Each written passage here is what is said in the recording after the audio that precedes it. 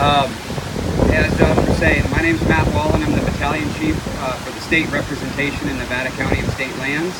We also assist the local cooperators, fire services with their structure fires and all risk emergencies, technical rescues as well. But our primary mission is wildfire mitigation. And that's what I'm here to talk to you about today. It's no secret in light of recent years that the wildfire trend has been worsening and dramatically.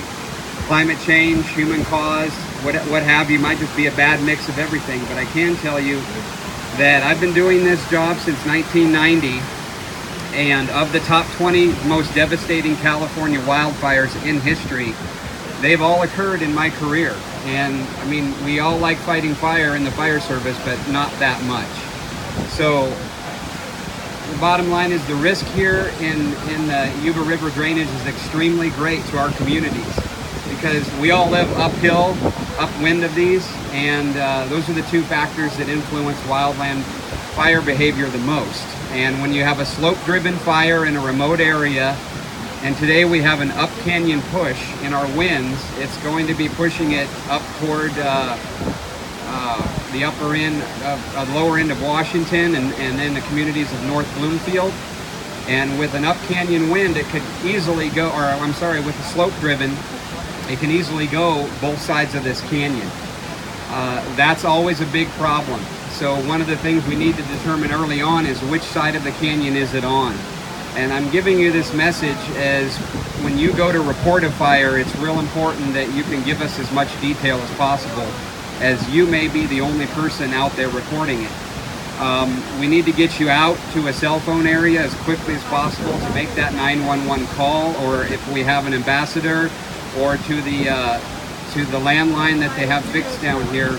Early notification is the key. As it was stated earlier, getting resources down here is going to be delayed, as well as accessing the fire. And with the potential of rapid growth with this steep canyon, your way of life could be altered for a very long time, as we've seen in Paradise, if we're not able to get on this quickly.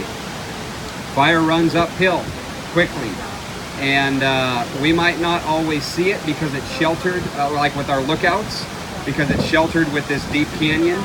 So you may be the one to make that notification call. On your way out, think about telling other people to get out as well. Get them starting in the evacuation process. There's a couple things that could happen to lingerers that are in this canyon. They could be succumbed by entrapment of wildfire, smoke inhalation, retardant drops from our air tankers. If we don't know they're out here, which we probably wouldn't, just being in the area, not getting out quickly, could be a risk to your family's safety. Talked about response times, difficult access.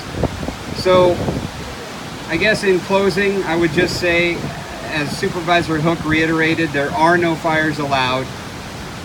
Sometimes the best mitigator of that you could personally do is, address somebody.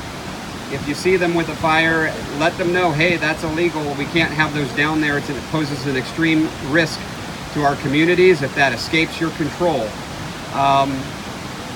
We have ambassadors to do that as well if you're not comfortable doing that, but sometimes just approaching people and politely guilting them into doing the right thing is sometimes the answer. And that's what I'm hoping for this season, that we can keep it quiet in this drainage. We don't need any more fires. We are still recovering from the last couple of years with our personnel, and we'd kind of like a quiet fire season for once.